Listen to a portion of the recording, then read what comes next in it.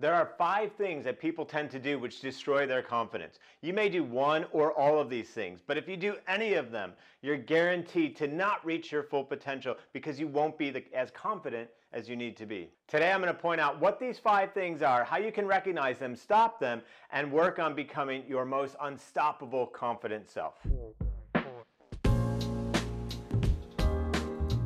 Hi, my name is Eric Partaker, and I've been recognized as the CEO of the Year, and I'm also the author of 2 best-selling books, including The 3 Alarms, which you can grab a free digital copy of in the description of this video below. Now, personally, I've committed all 5 of these mistakes at various points in my life, all of which held me back from becoming the most confident person that I could be. Now, you may already believe that you're as confident as you need to be, but stick around because I'm sure you're doing at least one of these things, and your level of confidence could be a lot higher than it currently is. So one of the things that people do that destroys their confidence is that they spend too much time on social media. So ask yourself, are you spending too much time on social media comparing yourself to others? Because the only person that you should be comparing yourself to is the person that you were yesterday. That's your goal. Just become 1% better than the person you were yesterday. And over time, day after day after day, you'll become a more confident and successful person. The second thing that people often do is that they're perfectionists. Maybe they're waiting for that perfect moment to arrive, or they're waiting to be fully trained up and fully capable of doing that new thing before they even ever give it a try. And this is something that I really struggled with personally. For years, I wouldn't do certain things or try out new things because I was worried that I wasn't ready yet. But here's the thing, the perfect moment will never arrive. You'll never be quite ready, but it's the act of doing and trying that makes you better, that will increase your confidence. So don't be a perfectionist. Instead, be an optimalist. Try to do stuff at your best, but don't require it to be perfect. Another thing that people do that destroys their confidence is that they allow others to make their decisions. Maybe they're in a toxic relationship or in a controlling relationship, and there's nothing worse than being controlled and made to feel like you can't do the things that you want to do. That is an absolute self-confidence destroyer. And remember, nobody can allow you to feel inferior about yourself unless you allow them to do it. Another way that people destroy their self-confidence or their ability to become a more confident version of themselves is by being stuck in the past. They think about all the things that didn't go right, all the things that could have been, and they keep going through this in their head over and over and over. What if, what if, what if? One of the most fantastic things that you can do for yourself, for your confidence, for your success, is to recognize that the best way to build a better future is to create it.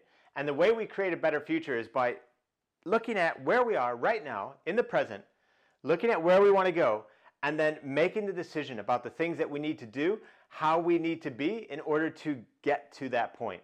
We're looking from where we are forward, not from where we are back. So if you find yourself stuck in the past, if you find yourself thinking too many times about how things could have been and what you could have done differently, be careful. Those things can be good to help you focus on what you should be doing better going forward, but don't spend too much time in the past. Keep your focus on the present and the future. And the number 5 confidence destroyer is acting in ways that don't align with your values, acting in ways that don't align with you at your best.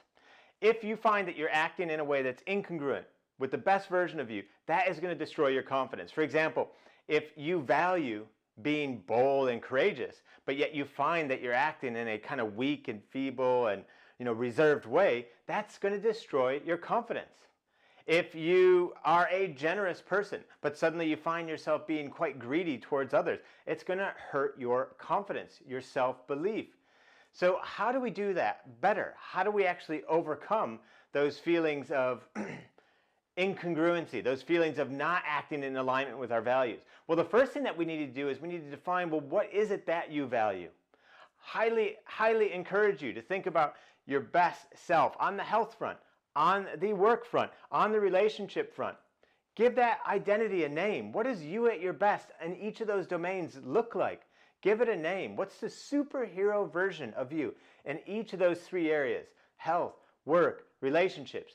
And then think of 3 words. 3 words that describe the behavior of that version of you. For example, every morning when I go to the gym, it's not me who goes to the gym. It's the world fitness champion. I'm not a world fitness champion. I never will be, but that's the mentality that I go with to the gym in the morning. And I have 3 words that help guide the behavior of me when I'm acting as if I'm that version of me. And those 3 words are strong. I want to show up at the gym with a strong self-belief, feeling strong physically, mentally. Disciplined.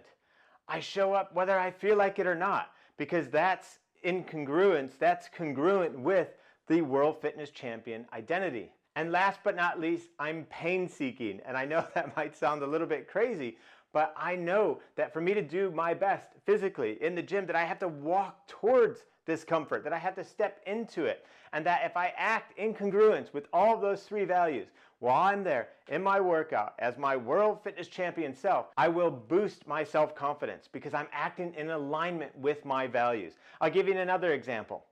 On the home front, when I get home, every single day when I get home at 6:30 p.m. an alarm goes off on my phone and it says world's best husband and father, to prompt the question, how would the world's best husband and father walk through that door right now?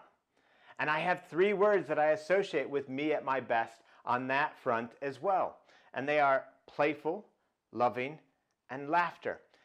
And if I walk into my house and if I feel that I'm acting in a way that's in alignment with those 3 values, in a loving way, in a playful way, and full of laughter, then it does wonders for my self-confidence. It makes me feel like I'm in alignment with the very best version of me. So my question to you is, do you act in alignment with what you value? And my second question to you is, have you taken the time to even define what it is that you value? And not what you value currently, but what is the best version of you value in the areas of life that matter most? Do you know what those 3 words are in each of those areas to guide your behavior? And do you ever take time to sit back and reflect, is my behavior in alignment with those values? Because if you are not as confident as you would like to be, or maybe you think that you already are as confident as you could be, if you engage in this exercise and you take the time to define what best looks like, what you would value from that point of view, then it will work wonders for your self-confidence, growth, and development. So there you have it. You want to be a more confident person? Well, are you doing any one of those 5 things? Because you might be getting in your own way. Are you already a super confident person, or you think that you are? Well, still, think back. Are you doing any of those 5 things? Because if you eliminate those, then you could become even more confident. And then think, what could you achieve if you were more confident?